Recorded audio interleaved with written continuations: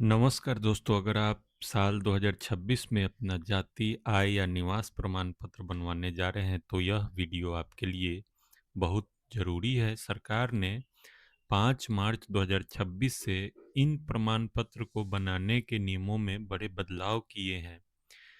अब प्रक्रिया को पारदर्शी बनाने के लिए नियमों को सख्त कर दिया गया है ताकि फर्जीवाड़ा पर लगाम लगाई जा सके। तो आज हम जानेंगे आज के वीडियो में कि कैसे इस पे किया गया है। और जैसा कि ये जाति, आय और निवास प्रमाण पत्र के नियम सख्त, ये पेपर का कटिंग है जो आप देख रहे हैं। तो इसी प्रकार के न्यूज के लिए जमीन सूत्र चैनल को सब्सक्राइब जरूर करें और समझते हैं इसकी मुख्य बदलाव क्या है और अनिवार्य दस्तावेज इसमें कौन कौन सा मांगा गया है। तो वीडियो थोड़ा लंबा होगा, लेकिन इसे ध्यान से देखिए, आपके जीवन में काम आने वाली चीजें हैं। तो नई व्यवस्था के तहत अब बिना जरूरी दस्तावेजों के ऑनलाइन आवेदन स्वीकार नहीं किए जाएंगे। प्रशासन का कहना है कि अब लगभग 20% आवेदन कम आ रहे हैं, क्योंकि लोग पूरी तरह तैयारी के साथ ही अप्लाई कर रहे हैं। ये देख रहे हैं कि प्रशासन का मानना है कि 20% तक कमी आई है, क्योंकि अब लोग पूरी तैयारी के साथ ही आवेदन कर रहे हैं। निवास प्रमाण पत्र के लिए अब पहचान पत्र के साथ पते से संबंधित दस्तावेज देना जरूरी होगा। वहीं आय प्रमाण पत्र के लिए पहचान पत्र के साथ आय से जुड़े प्रमाण पत्र प्रस्तुत करने होंगे।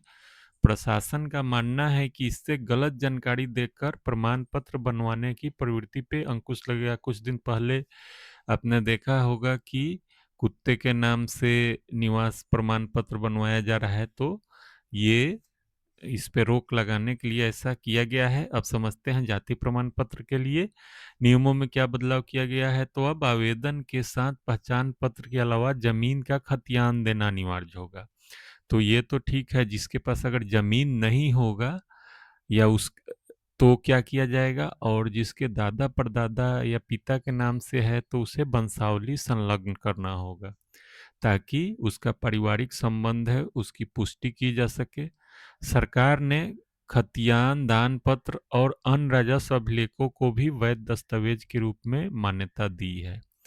तो ये है, जिन आवेदकों के पास जमीन से जुड़े दस्तावेज नहीं है, जो जिसके पास जमीन ही नहीं है, उन्हें स्थल निरीक्षण मतलब स्पॉट वेरिफिकेशन उसके घर पे आके कर्मचारी ये वेरीफाई करेंगे तो ही ये बनेगा, उसके बाद ही जारी किया जाएगा। अच्छा, और वंशावली बनाने की प्रक्रिया भी आसान की गई है, लेकिन ये आसान नहीं है, मुश्किल ही हो गई है। क्या है, तो नई व्यवस्था लागू होने के बाद वंशावली बनाने वालों की संख्या में तेजी आई है। तेजी क्यों आई है, वो आपको आगे पता चलेगा। प्रशासन ने इस प्रक्रिया को भी सरल बना दिया है। वंशावली तैयार करने के लिए मृत्यु प्रमाण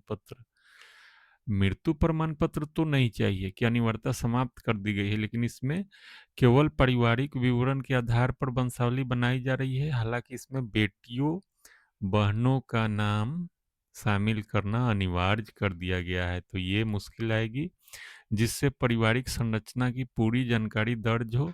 शहरी क्षेत्रों में वंशावली जारी करने का अधिकार अंचल अधिकारी को दे दिया गया है, जबकि ग्रामीण क्षेत्रों में ग्राम कचहरी के सरपंच इसे जारी कर रहे हैं। तो ये शहरी क्षेत्र में अंचल अधिकारी और ग्रामीण क्षेत्र में सरपंच जारी कर रहे हैं।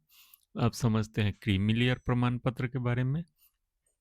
तो क्रीमी लेयर रहित प्रमाण पत्र के लिए अब अलग अलग जाति, आय और निवास प्रमाण पत्र बनवाना जरूरी नहीं होगा, इससे सीधे जारी किया जा सकेगा।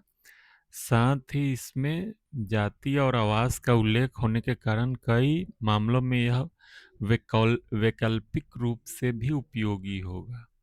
सरकार ने यह भी स्पष्ट किया है कि क्रीमी लेयर निर्धारण में माता पिता की वेतन आय के साथ कृषि आय को जोड़ा नहीं जाएगा, मतलब उसके आय के साथ उसको जोड़ा नहीं जाएगा, और केंद्र सरकार के डायरेक्शंस का पालन किया जाएगा।